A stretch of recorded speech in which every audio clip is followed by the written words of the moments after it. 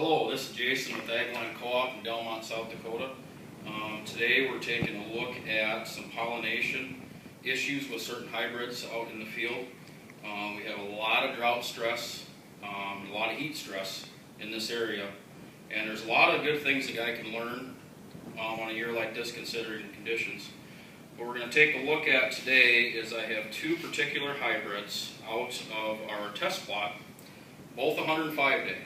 Both 105-day hybrid, and we can see we got brown silk here, and here we're still silking.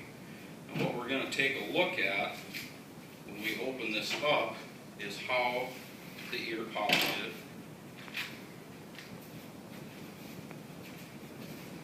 When we take a look at it, we actually look really good as far as pollination goes. We got good tip fill as to this point. You can see we do have some gaps in the ear where we did miss a few kernels of pollination. Looks really good. It's got some yield potential there yet. We take a look at the other 105-day hybrid right beside it. Same maturity.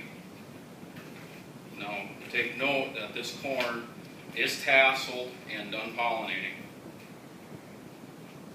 Now the issue we have here, we have no pollination.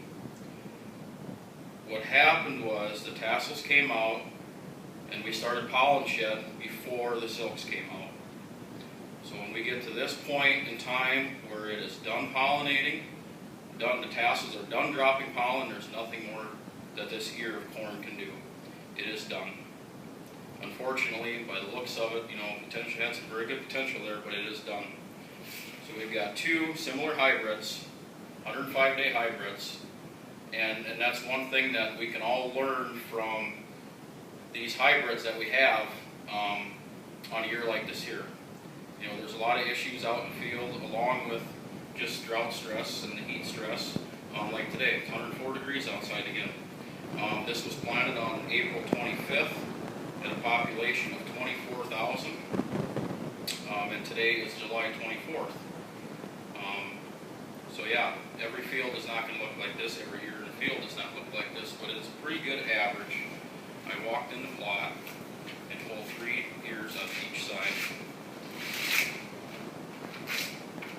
Here we have some similarities. This one doesn't have quite the tip fill. We can see a few kernels that on the tip that were pollinated, but are starting to abort because of the heat stress and the lack of moisture. In the same way here too, I cannot find an ear in this particular number in the plot that has any pollinated ears on it. They all look like this here. So from a standpoint of this particular hybrid, it did not tolerate the heat and the drought that we are seeing in this area this year.